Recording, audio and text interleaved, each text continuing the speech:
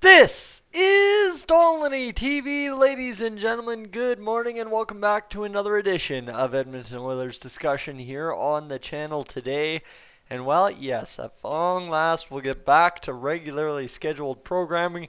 It's been pretty much the quietest week we've had in a long time, probably since about the first or second week of May when everything was shut down between the regular season being cancelled and the NHL playoffs getting underway in the bubbles in Toronto and Edmonton in, well, essentially the end of July. So now we find ourselves, the league, the players are squabbling over money. What's new?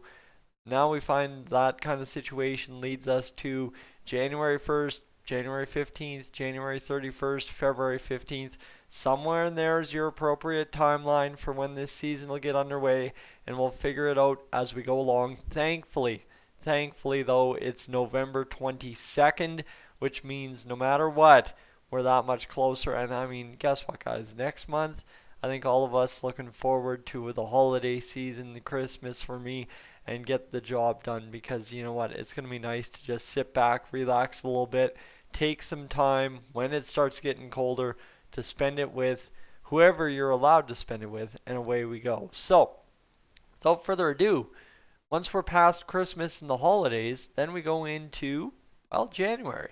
And January is still being touted as when we'll see the Oilers return to action. And let me tell you, that's good.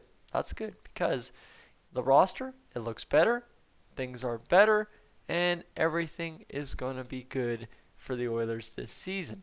But part of that being good relies on one guy getting the job done on the back end, and that's Darnell Nurse. So if you read Kurt Levin's 9 Things article today, you would find that there's a couple of things in there tied to the defense, that being on Ethan Bear and Caleb Jones stepping up, but also on Darnell Nurse stepping up. Because last year, Bear and Nurse were this de facto 1A, 1B pairing with Clefbaum and Larson. That was the way it was. Neither was really the top pair. They kind of alternated back and forth game by game, and that's just the way we saw it. But for Darnell Nurse this season, with Oscar Clefbaum more than likely out for the entire year, who else do you have on the back end, and especially salary-wise, who do you have on the back end that should take the number one D-man role over from Clefbaum? Quite honestly, the only guy that's capable of doing that, and the only guy that should do that, in my mind, is Darnell Nurse. Now, Tyson, that's a departure from what you normally talk about when it comes to Darnell Nurse. Normally, you're telling him to get up off one knee, trying to kick Koskinen in the head and score goals against his own team. And quite honestly, I still believe that's exactly what he'll do, unfortunately, for us this year. But there is something to be said for if Darnell Nurse can take away the stupidity out of his game and really just focus on being a big, bad blue liner with a decent shot and with a little bit of passing ability, we can get something very special out of Darnell Nurse as our number one D-man. I think the key in what I'm saying there is he just needs to rein himself in and play within himself a lot more than he needs to go out there and try to be something he's not. And that is definitely shown in the fact that he is always trying to put up points, always trying to contribute extra points to the Oilers team totals. And I mean, we need that, right? We need blue liners to get us extra points. Obviously, what we get out of our blue liners this season is not enough in the point totals. But if Darnell Nurse can go up there and post, I don't know, in 60 games, even if he can post 20 points, quite honestly, right? He had 33 in 71 games last season. So let me do some math here. I'd say 20 points in 60 games would be more than enough out of Darnell Nurse to make a difference now that we have Tyson Barrie, now that you have a year-grown Bear and a full-time Caleb Jones. I think that's more than enough to get the job done. Yeah, so honestly, if you get 20 to 25 points, that would be a 3-point reduction if you hit that 25 cap from Darnell Nurse. That is a huge get for the Oilers. And I mean, a guy who was only -2, so it wasn't like he was out there costing us, but I think he was helping as much as he was costing last year. If you watched enough Oilers games Penalty minutes were declined from the previous season. You like to see that. And he had a total of 23 minutes and 27 seconds on the ice in 1920, which is actually less ice time than he had in 18-19, if you go believe that. And then, of course, the hits, all-time high for him. Takeaways, pretty much near the all-time number of 30.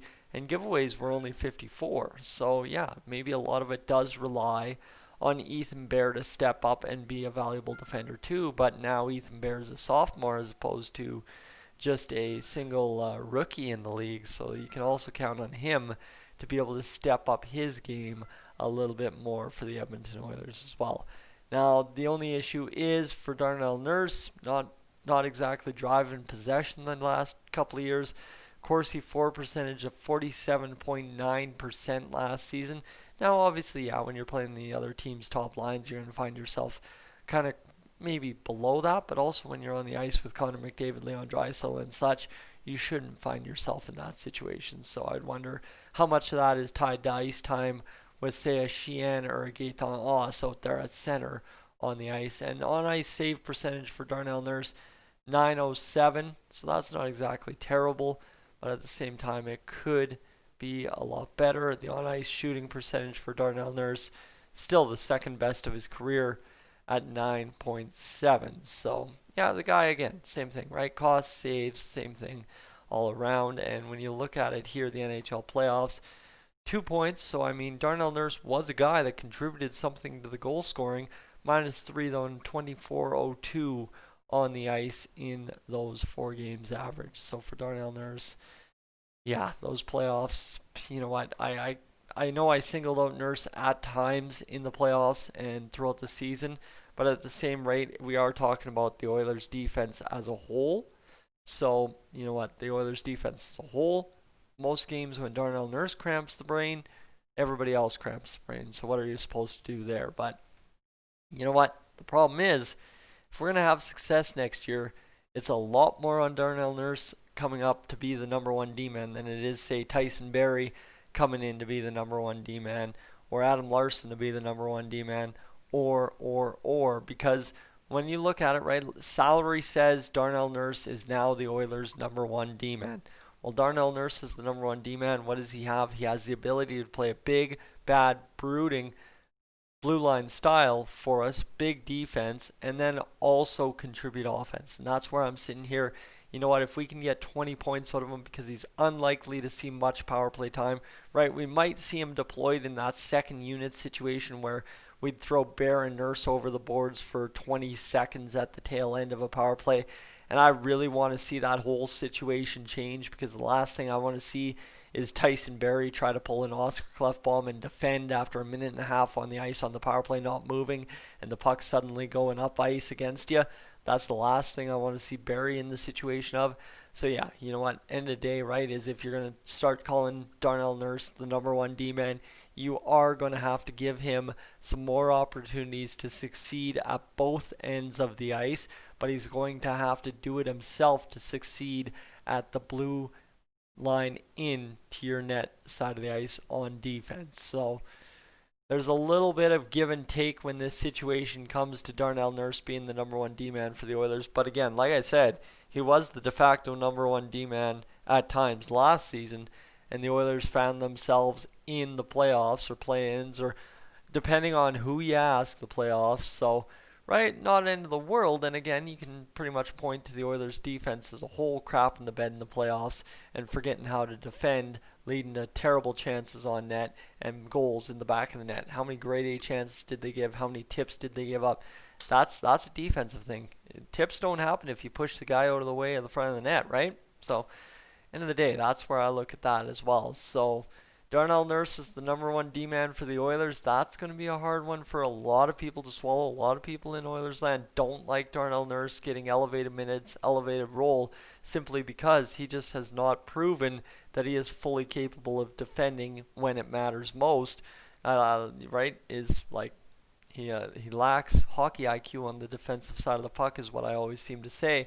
And it's just simple. Like, honestly, push your man out of the way, play strong defense, play to your body size. The guy is 6'4" after all. He doesn't need to go out there and play steady position. He can go out there and kind of push a guy off the puck and then really let his other defender make the play. And you know what? We'd all be happy with that. So Darnell Nurse, again, when it comes to being the number one D-man for the Oilers this season, Darnell Nurse just has to play within himself and contribute a little bit of offense. We're not asking him to be behind the net in the offensive zone, setting up the Gretzky office pass to Connor McDavid. None of that. Don't need any of that. Darnell Nurse, blue line to goal line, right? Blue line to the offensive zone to goal line of our own zone. If you see Darnell Nurse playing behind the net, we may have a bigger issue because that means you've got Ethan Bear out in front of the net trying to defend two guys, and generally speaking, that goes to the back of our net. So Darnell Nurse, big net front presence in our own zone and a big presence on the blue line in the offensive zone. And yeah, as long as he plays within himself, you've got yourself a number one D-man for this next season. Guys, I'm Tyson. This is Stolany TV. Thank you so much for tuning in. I'm going to go get a coffee into me. Oh, wait, it's Sunday. I have no clue where to get coffee on a Sunday in the local area. Let me tell you, it's brutal. But guys, I'll catch you in the next one.